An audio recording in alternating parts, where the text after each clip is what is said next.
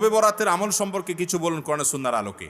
ভাইরা আমার, শবে বরাত অর্থাৎ মধ্য শাবানের যে রাত, লাইলাতুন নিসফে মিন শাবান, এই রাত সম্পর্কে বিভিন্ন হাদিস থেকে বোঝা যায় আল্লাহ রাব্বুল আলামিন মুশরিক, শিরকে লিপ্ত এবং হিংসুক, কারোর প্রতি হিংসা রাখে এইরকম দুই ব্যক্তি ছাড়া বাকি যারা কারোর প্রতি হিংসা রাখে না, শিরকে লিপ্ত না, এই মানুষগুলোকে আল্লাহ তাআলা সাধারণ ক্ষমা ঘোষণা করেন। এবং এই রাতের ফজিলত সম্পর্কে অনেকগুলো হাদিস আছে। সেই হাদিসগুলোর বেশিরভাগের সনদের ব্যাপারে মুহাদ্দিসদের রেকমেন্ড হলো, মূল্যায়ন হলো যে সেগুলো দুর্বল, কিন্তু সবগুলো হাদিসকে একত্র করলে এই রাতের ফজিলত একেবারে অস্বীকার করার সুযোগ থাকে না। আবার আমরা এটাকে যেভাবে বছরের সবচেয়ে গুরুত্বপূর্ণ রাত বানিয়ে নিচ্ছি সেটাও সঠিক না, কারণ বছরের ইবাদতের জন্য সবচেয়ে ফজিলতপূর্ণ রাত কোনটা? শবে কদর না শবে বরাত? শবে কদর। তো সেটার চাইতে আপনি এটাকে যদি গুরুত্বপূর্ণ বানিয়ে ফেলেন সেটা অবশ্যই পরিত্যাজ্য।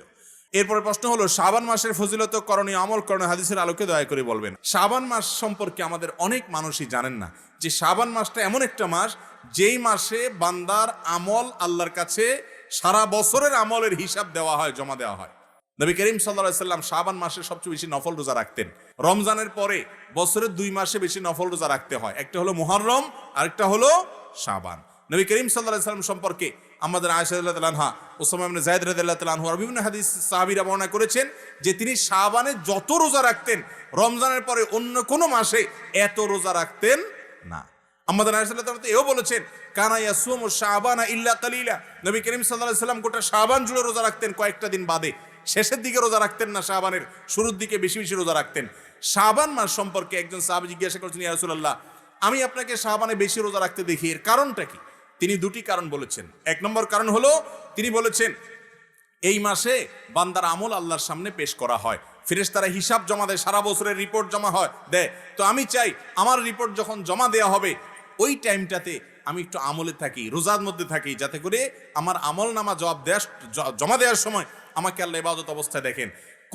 কোনো মালিকের ডিউটি করলে, মালিক হঠাৎ করে এসে গেছে ইনভেস্টিগেশনে বা সাইট ভিজিটে, ওই টাইমে যদি কর্মচারী বা কাজের লোকটা কাজে ব্যস্ত থাকেন, মালিক ওই অবস্থা দেখে তার কাছে ভালো লাগবে। এই জন্য শাবান মাস নবী করিম সাল্লাল্লাহু আলাইহি সাল্লাম নফল রোজা বেশি বেশি করে রাখতেন।